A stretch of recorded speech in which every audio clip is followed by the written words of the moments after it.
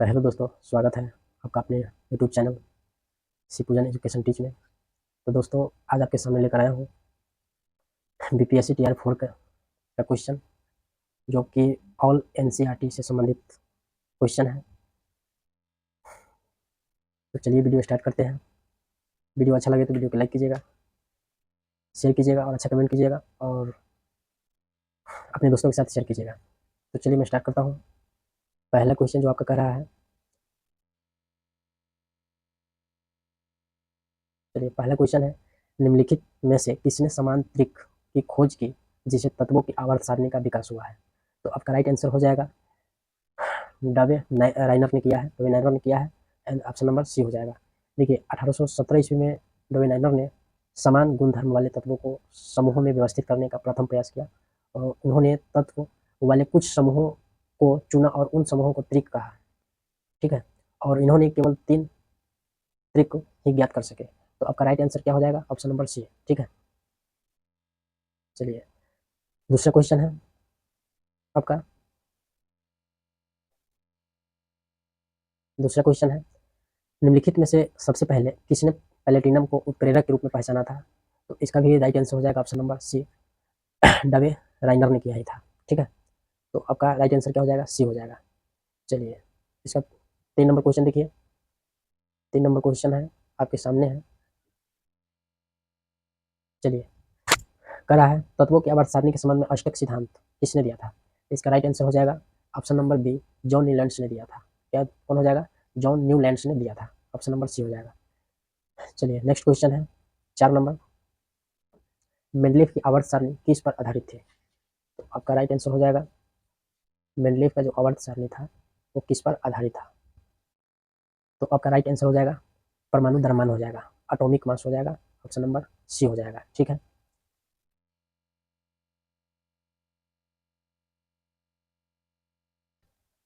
तो चलिए आपका राइट आंसर हो जाएगा परमाणु द्रव्यमान। ठीक है, नेक्स्ट क्वेश्चन है।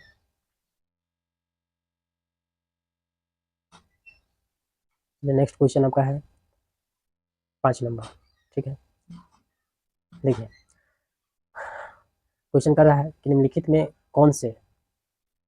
में से कौन जो है उत्कृष्ट या अक्रिय गैस है, यानी जिसको इनर्ट गैस बोलते हैं, तथा वायुमंडल में इनकी मात्रा बहुत कम है। ठीक है, तो आपका राइट आंसर हो जाएगा ऑप्शन नंबर डी, इनमें से एक से अधिक है। ठीक है, आपका राइट आंसर हो जाएगा क्या? एक से अधिक हो जाएगा, यानी हीलियम, नियोन है। ठीक है, और आर्गन हो जाएगा। ठीक है, चलिए नेक्स्ट क्वेश्चन। नेक्स्ट क्वेश्चन है, निम्नलिखित में से मेंडलीफ की आवर्त सारणी की सीमाएं क्या थी? ठीक है, इसका राइट आंसर हो जाएगा तो ऑप्शन नंबर ये तीनों हो जाएगा ए। ठीक है, बी भी होगा और सी भी होगा। ए क्या कहता है कि वो अपनी सारणी में हाइड्रोजन को सही स्थान पर नहीं दे पाए। दूसरा है कि समस्थानिक की स्थिति निश्चित नहीं बता सके। और ये तीसरा ऑप्शन नंबर सी है, उत्कृष्ट गैसों के खोज नहीं होने की वजह से स्थान नहीं दे पाए। ठीक है, तो चलिए इसके साथ नेक्स्ट क्वेश्चन है आपके सामने।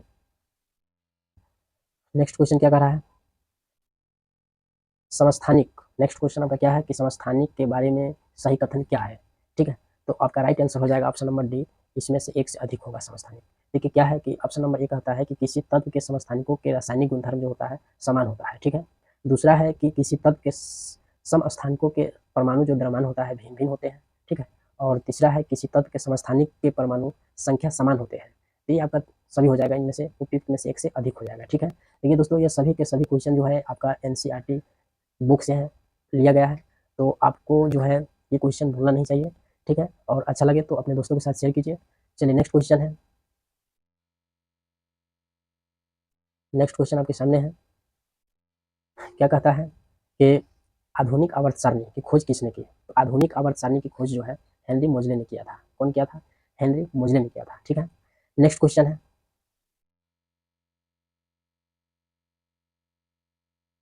नेक्स्ट क्वेश्चन आपका जो है, आधुनिक आवर्त सारणी किस पर आधारित है? ठीक है, आपका नेक्स्ट क्वेश्चन क्या है कि आधुनिक आवर्त सारणी किस पर आधारित है?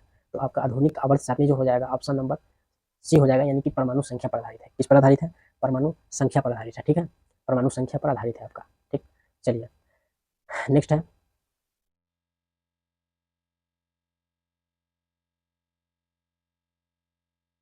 नेक्स्ट क्वेश्चन क्या है कि आधुनिक आवर्त सारणी के नियम के अनुसार, देखिए क्या है इसमें, कह रहा है कि आधुनिक आवर्त सारणी के नियम के अनुसार इसमें से कौन सही होगा। ठीक है, चलिए देखते हैं।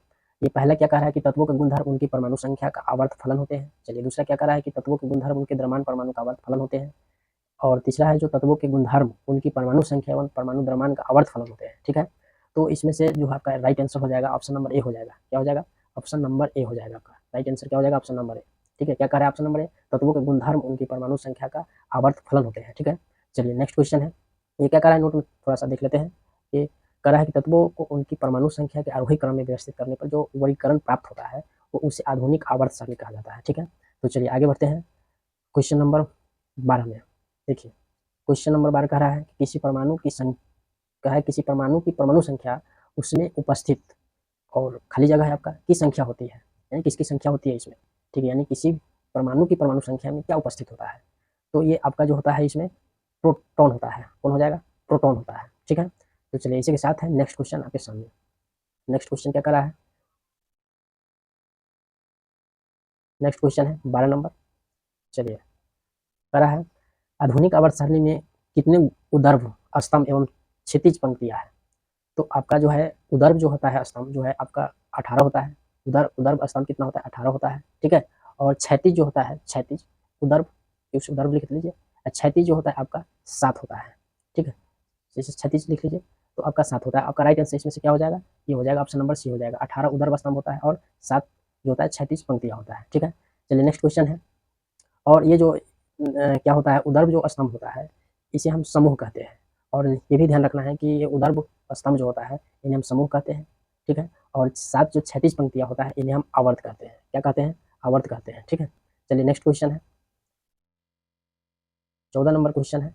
हाइड्रोजन की परमाणु संख्या कितनी होती है? ठीक है, हाइड्रोजन की परमाणु संख्या जो होता है आपका राइट आंसर हो जाएगा 2। क्या हो जाएगा? 2 होता है। ठीक है, राइट आंसर क्या हो जाएगा? 2 हो जाएगा। चलिए नेक्स्ट क्वेश्चन है।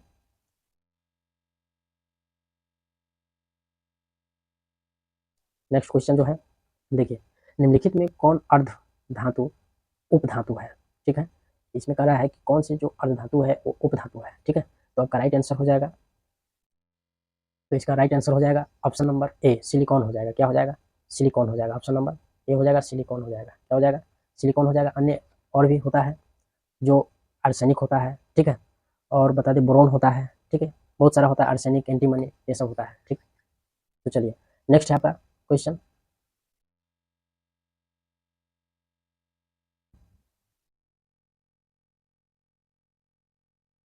नेक्स्ट क्वेश्चन है निम्न में सत्य कथन इसमें बताना है कि कौन सा सही है, सत्य है। तो कह रहा है कि धातुओं के ऑक्साइड क्षारकीय होते हैं। तो होते हैं, बिल्कुल सही बात है, होते हैं। तो ऑप्शन नंबर ए भी हो जाएगा। ठीक है, दूसरा है कि अधातुओं के ऑक्साइड अम्लीय होते हैं। ये भी बात सही है, धातुओं के ऑक्साइड अम्लीय होते हैं। और तीसरा अधातुएं विद्युत ऋणात्मक होती है। तो ये सही बात है, यानी कि आपका राइट आंसर हो जाएगा ऑप्शन नंबर डी हो जाएगा। क्या हो जाएगा? ऑप्शन नंबर डी हो जाएगा। ठीक है, चलिए नेक्स्ट क्वेश्चन है आपका। और इसमें और जो तथ्य दिया हुआ है कि अधातुएं जो होता है क्या होता है, अधातुएं इसमें जो दिया गया हुआ है करा है कि अधातुएं इलेक्ट्रॉन ग्रहण करके आबंध बनाने की जो होता है प्रवृत्ति रखती है और इसीलिए विद्युत ऋणात्मक होती है। ठीक है, चलिए नेक्स्ट देखते हैं।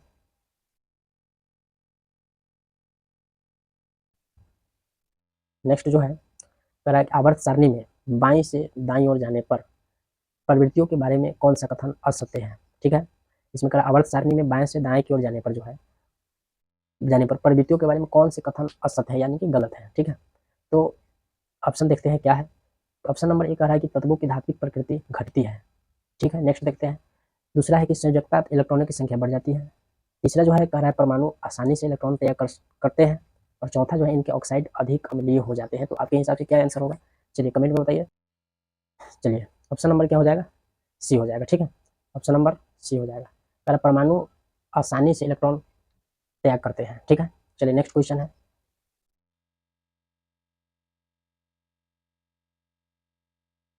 नेक्स्ट क्वेश्चन है तत्व जो होता है एक्स और XCl2 सूत्र वाला एक क्लोराइड बनाता है। ठीक है, जो एक ठोस है और जिसका गलनांक क्या होता है? अधिक है। आवर्त सारणी में यह तत्व संभवतः किस समूह के अंतर्गत होगा? ये जो होगा आपका जो है मैग्नीशियम Mg के अंतर्गत होगा। ठीक है, मैग्नीशियम के अंतर्गत होगा। आपका राइट ऑप्शन क्या हो जाएगा? ऑप्शन नंबर बी हो जाएगा। ठीक है, चलिए नेक्स्ट है।